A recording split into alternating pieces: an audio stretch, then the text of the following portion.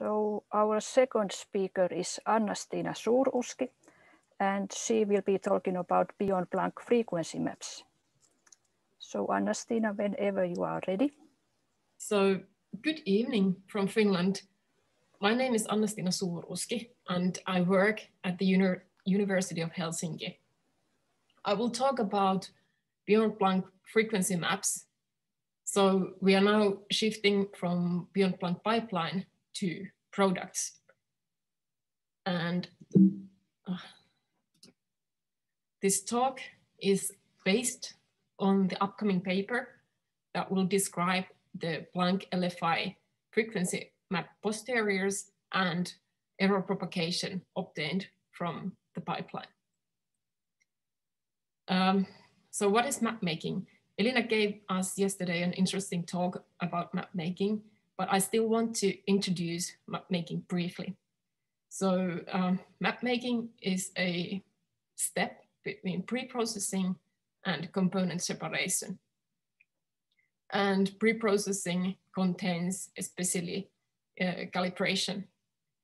So in map making, we turn time-ordered data, TOD, into sky maps that can be used as an input for the later processing steps. So looking at the simulated data, we want to obtain these beautiful pixelized images of the sky that contains both the CMB and astrophysical components. But there's always a but. The data contains noise, and especially correlated noise component causes trouble. And in this simulated noise map, we see the correlated noise as these stripes along the Planck scanning path. So in reality, our binned map looks like this. And binned map is the simplest map we can construct from the data by simply averaging data that falls into each pixel. So as Elina said yesterday, map making is the process that turns this map into this map up here. So removes the correlated noise. And one way to achieve this noise removal is called destriping. Here we have, again, a piece of simulated data and really the piece of simulated correlated noise in light blue. And in destriping, we model the correlated noise with a sequence of constant offsets that we call baselines. And in pink, I have 1 minute baselines, and we see that they roughly follow the pattern of the noise stream. But if we look into shorter baselines that I have plotted in purple, we get a lot better modeling of the correlated noise. And in Planck analysis, we had a map maker that was based on the destriping principle, and MADAM was also used in the NPIPE analysis. We are now ready to explore the BeyondPlanck map making. So in BeyondPlanck, we have the global end-to-end Gibbs analysis of Planck LFI data. And the work starts by writing down the data model. And for us, the important part is that the correlated noise is now one of the sampled parameters. And Howard, in his talk earlier today, focused to this noise sampling. And it's important to note that map itself is not a parameter in this model, but it's a derived quantity. So for each sample, given all these sampled parameters, we get the map by binning the TOD. And what this means in practice, we just don't get a single map. We have in BeyondPlanck 900 maps, which is great. So 900 maps in 6 independent chains for each frequency channel. And these can be used for further analysis. And here we have an animation of about 50 samples for 30 gigahertz Stokes Q parameter. And what we see that the big picture stays the same between samples, but then we have this flickering here that comes from correlated noise. So every sample has their own residual correlated noise. And we can look how the samples differ. So I have sample 52 from 2 different chains, and I've calculated the difference for 30 gigahertz, 44 gigahertz, and 70 gigahertz. And we see some differences, and we expect that there must be some differences because each sample have their own correlated noise bandpass and calibration errors. So we see that there are these stripes coming from correlated noise, and then there is stuff on the galactic plane that's because of bandpasses, for example. And then we can, of course, describe this set of maps with posterior mean and standard deviation. These posterior mean maps should only be used for visualization purposes, and for scientific analysis, use the full set of 900 maps. If we plot these next to, for example, Planck 2018 maps, we don't see big differences. The main difference is that in BeyondPlanck, we keep the dipole signal in. And the standard deviation maps, we see variations due to calibration and bandpass. So we have excess here on the galactic plane. And then, for example, in these rings going through these strong foreground regions. And here's one sample of white noise. White noise is completely described by the white noise level, gain, and how many hits we have per pixel. So white noise does not couple to instrument effects or astrophysical components. So these white noise maps look much cleaner. We can then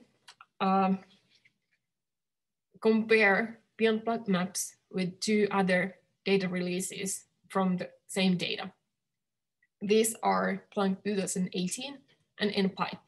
Samuele talked yesterday about the Planck 2018 pipeline in his talk, and Reijo talked about NPIPE processing.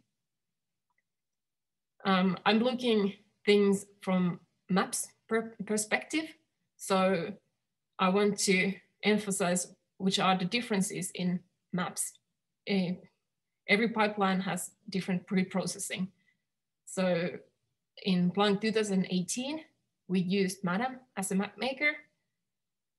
Maps were calculated at higher resolution. The baselines were longer than we use for BeyondPlanck. The baseline length depended on which frequency we were analyzing. Then the dipole signal was removed in pre-processing, and there is a small amount of missing beam power that is discussed in Planck publications, and we have to scale our map, these maps, when we do comparison to BeyondPlanck maps.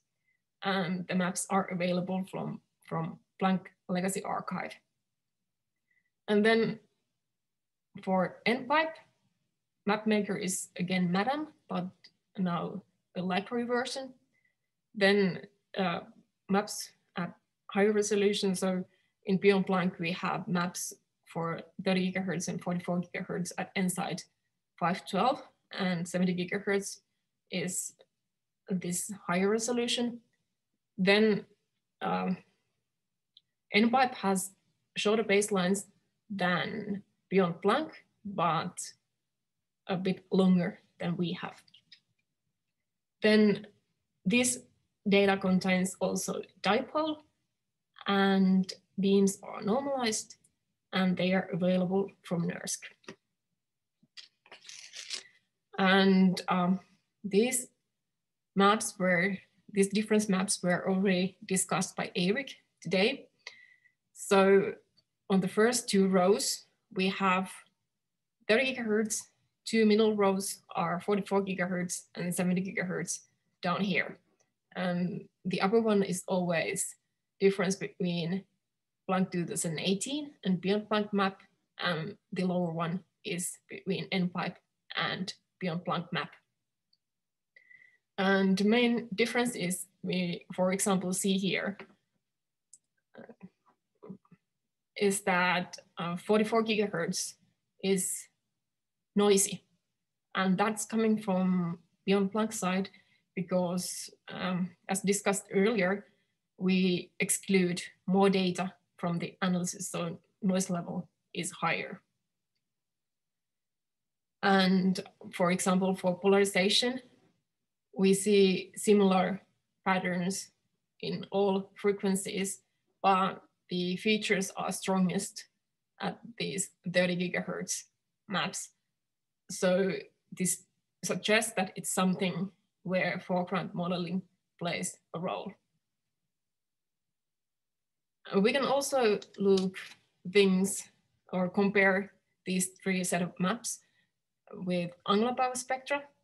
And we see that in the signal dominated region, all three pipelines agree. And then there is small differences at high L region, so the noise dominated region, and we can zoom in to that region here. So we have BeyondPlanck in black, NPIPE in pink, and Planck 2018 in purple. And what we see is that the residual noise level in BeyondPlanck is between the one in Planck 2018 and NPIPE. And this is explained because both BeyondPlanck and NPIPE uses more data. So we have the repointing periods in the game. So we have more data, so it reduces the noise level. And the NPIPE is lower than BeyondPlanck because NPIPE has this smoothing of the 4K reference load in pre-processing. And here we can also see that the BeyondPlanck has higher noise level in 44 gigahertz because of this excluded data. Important point is to note that the residual noise spectra for BeyondPlanck is a bit more flatter than for the other two pipelines, meaning that BeyondPlanck residual noise is more white and easier to handle in the later analysis steps. And this arises from the fact that we are doing global analysis. So the 70 gigahertz data helps to destripe the 30 gigahertz data. And when we have understanding of the sky at 30 gigahertz, it helps to destripe the 70 gigahertz data. So we can model the noise more accurately. And this plot is another way to illustrate these things we saw in the earlier plot. So now we use BeyondPlanck as the reference, and we have in this light purple Planck 2018 divided by BeyondPlanck, and then NPIPE divided by BeyondPlanck. So the signal dominated regions agree and then noise level in NPIPE is lower, and because BeyondPlanck has less residual correlated noise, the shape is coming out like this. And we can also look a little bit about the error propagation, because earlier the residual noise was propagated through Monte Carlo simulations. So we made 10,000 noise TODs and then calculated maps. And from those maps, we calculated statistics to describe the residual noise. Or for low resolutions, we calculated with heavy computations these noise covariance matrices. And here I have an illustration of noise covariance matrix. I have reference pixel, and each row, the reference pixel is in a bit different location. It shows how the correlation structure changes. But now with BeyondPlanck, we get the error propagation from the samples itself. So here I have an animation of correlated noise in 30 gigahertz Stokes Q. And from these, we can easily calculate, for example, noise bias that can be used in further steps. And as an example, what we can do with this set of maps is then a beam deconvolution. So beam deconvolution removes effects of beam asymmetry. And these effects are, for example, leakage of temperature signal to polarization through beam shape mismatch. And then the point sources appear deformed. And in the end, we get sky maps with effective symmetric beam. And here I have an example of simulation where I put in only dipole signal. So Q and U maps should be 0, but I have beams that have different widths. So when we calculate the map, the difference is interpreted as polarization. So this is to illustrate what this leakage of temperature signal to polarization through beam shape mismatch means, and why we need deconvolution. Currently, we have code called ARTECO, which is a beam deconvolver designed for Planck-like data, and it has been applied to Planck LFI data previously. And it takes as an input the cleaned TOD, so the de-striped TOD, which we now get out of Commander, and then feed in to ARTECO. And also information about detector pointing and beam model. And as an output, we get harmonic coefficients that represent the beam's free sky. And ideally, in future work, this beam deconvolution could be integrated in, for example, the Commander, that the maps would be automatically deconvolved. Elina also touched this point yesterday in her talk. This is now a point source. I have here on the left-hand side a point source taken from the standard BeyondPlanck maps for a couple of samples. And the shape is not totally symmetric. So we run a deconvolution and to get this nice and symmetric shape. And since the point source is quite strong, we only see a tiny flickering here, which means that we can propagate also errors with getting a set of these deconvolved maps. And then if someone uses these deconvolved maps in their analysis, the errors coming from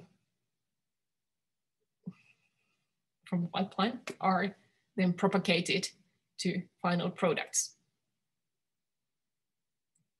To conclude, we have produced a set of maps for all Planck LFI frequency channels, and error propagation should be done with using the full set of samples. I'd like to thank you for funding this project, and if you have questions, please ask them.